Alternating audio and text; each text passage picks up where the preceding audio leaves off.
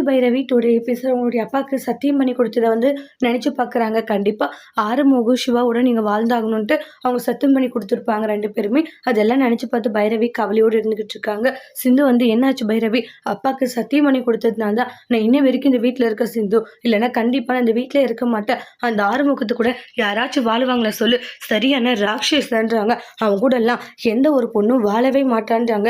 எதுக்காக இப்படி சொல்லிக்கிட்டு இருக்க அப்படின்னா வேற எப்படி சொல்லுவாங்க சொல்லு, அவனா எப்படி நடந்துக்கிறான் தெரியுமா அவனுக்குன்றாங்க. அவனை பார்க்கும் போதெல்லாம் கோபம் மட்டும்தான் வருது எனக்குன்றாங்க. சரி விட கொஞ்சம் பொறுமையா இருன்னு எவ்வளோ சொல்லி பார்க்குறாங்க. என்னால பொறுமையா இருக்க முடியாது, அப்பாக்காக தான் பொறுமையா இருக்க.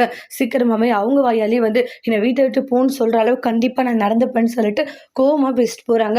சிந்து அதனால என்னுடைய வாழ்க்கை நல்லா இருக்கணுன்றதுக்காக பைரவியுடைய வாழ்க்கை இப்படி ஆயிப்போச்சுன்னு சொல்லிட்டு ஃபீல் பண்ணிக்கிட்டு இருக்காங்க.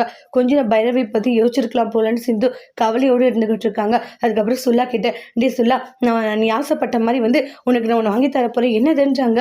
இது மாதிரி வந்து உனக்கு சைக்கிள் வாங்கி தரப்போறேன் அப்படியான்றாங்க. அதுக்கு முன்னாடி நீ எனக்கு ஒரு விஷயம் செய்யணும். என்னது, இங்க பாரு, சிந்து தான் டாக்டரை காதலிச்சா, டாக்டர் சிந்துவை காதலிக்கல, இல்ல டாக்டர் தான் சிந்துவை காதலிச்சாங்கன்னு. அப்ப கோவப்பட்டு அடிச்சிடறாங்க சொல்லாவ. என்கிட்டே போய் சொல்லிட்டு இருக்கியாடா, இங்க பாரு நீ உண்மையை சொல்ற வரைக்கும் உனக்கு ஒன்றும் வாங்கி தர மாட்டேன்னு கோவமா திட்டிடுறாங்க. சொல்ல அழுதுட்டி அங்கிருந்து கிளம்பி போயிட்டுறாங்க. அதுக்கப்புறமா பயங்கர யோசனையில் இருந்துகிட்டு இருக்காங்க. பைரவி இருந்துட்டு எப்படியாச்சும் நம்ம இந்த வீட்டை விட்டு போகணும் அப்படின்னு சொல்லிட்டு அதுக்கப்புறம் வீட்டுக்கு வந்திருப்பாங்க. அம்மா வீட்டுக்கு வந்திருக்காங்கன்னு வாங்க வாங்கன்றாங்க. குழந்தை பிறந்துச்சு, சரி உங்க கையால் பேர் வச்சுட்டு போலாம் தான் வந்தோன்றாங்க. இதுதான் எங்கள் ரெண்டு மருமகனை இன்ட்ரடியூஸ் பண்ணிட்டு குழந்தைக்கு பார்த்தீங்கன்னா ஒரு அழகான பேர் வச்சு அமௌண்ட்டுமே கொடுக்குறாங்க. அப்போ அவங்க முன்னாடியே என்ன சொல்லுவாங்கன்னா, எதுக்காக இவங்க இப்படி பண்ணிக்கிட்டு இருக்காங்க, பேர் அவங்க பெற்றவங்க தானே வைக்கணும், இவங்க எதுக்காக வைக்கிறாங்க, இதெல்லாம் ரொம்ப தப்புன்னு தேவையில்லாத பேசிட்டு இருப்பாங்க. சிந்து கொஞ்சம் பொறுமையார் பைரவின்னு எவ்வளோ சொன்னாலும் பைரவி கேட்காத ரொம்ப கோபமாக வார்த்தையை விட்டுறாங்க. அதெல்லாம் பார்த்துட்டு ரொம்ப ஃபீல் ஆகுறாங்க. அங்கேருந்து போன உடனே இங்கே பாரு அத்தைக்கிட்ட மன்னிப்பு கேள்வி இருக்கட்டு விட சிந்துன்றாங்க. வெட்டு வச்சு ஆறுமுகம் அந்த அளவுக்கு கோவத்தில் இருக்கான். கொஞ்சம் அவன் அப்படி இருக்கணும். அதில் சிவாவும் அப்படிதான் நான் பார்த்தேன். சிவா உன்னுடைய பெரியம்மா இப்படி எல்லாம் சொல்றாங்கன்னு சொல்லிட்டு மக எல்லாம் சொல்லிக்கிட்டு இருக்காங்க.